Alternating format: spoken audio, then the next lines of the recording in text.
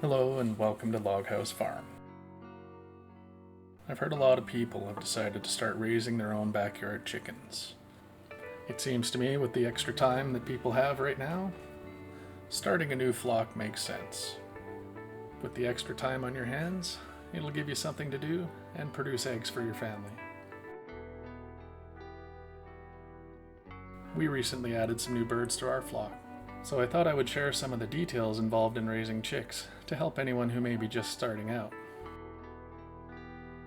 At the end of the video, please like and subscribe if you found this information helpful, or feel free to leave any comments on how I can improve the content and make better videos.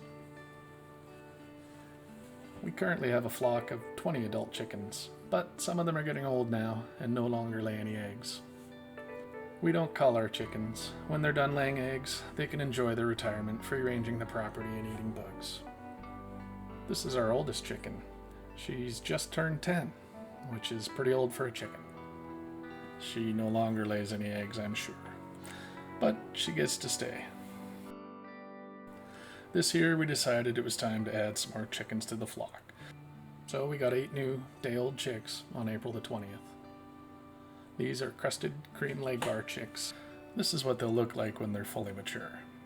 The Crested Cream Legbar is an auto-sexing breed. This just means that you can differentiate between a male and a female at the hatchling stage, which makes it much easier for breeders. I'll leave a link below to the wiki page for Legbar chicks.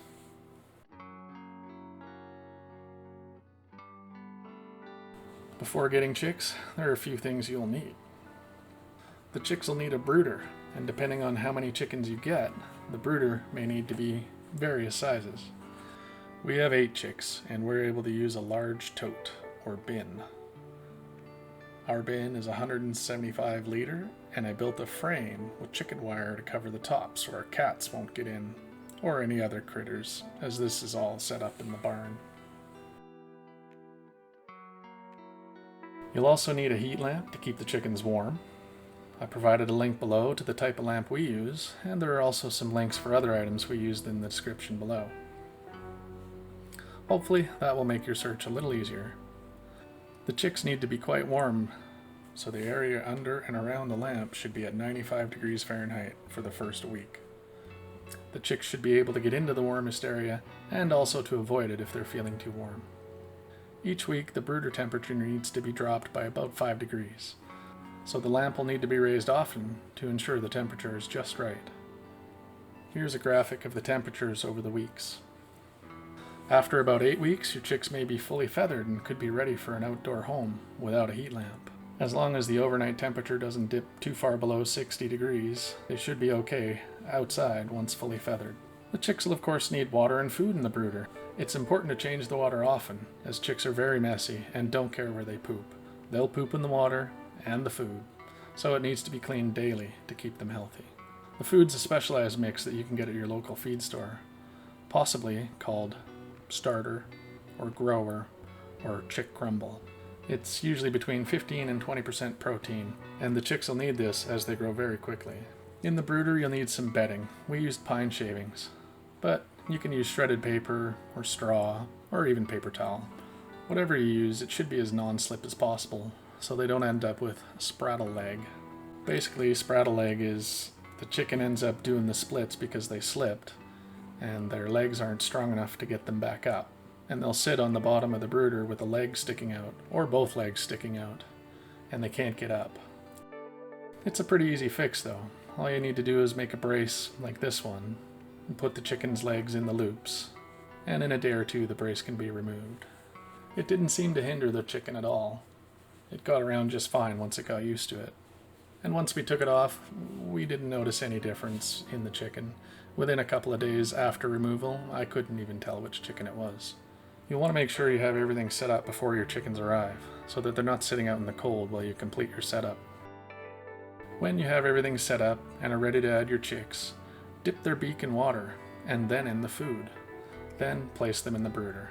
This just teaches them what their food is and where the water is. You can do this for each chick, or you can do it for 1 or 2, and they'll teach the rest. We only had a small flock of 8, so we did it for every one of them. But if you're getting a big flock, you might want to just do it for 1 or 2 and let them teach the rest. Now that everything is set up and the chicks are in their new home, you can relax and enjoy their cuteness.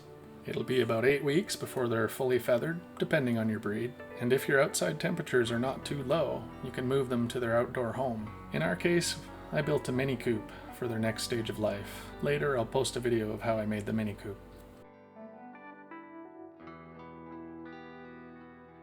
I built the mini coop because we don't want to add these baby chickens to our regular flock, as the regular flock will be quite aggressive and could hurt or kill them.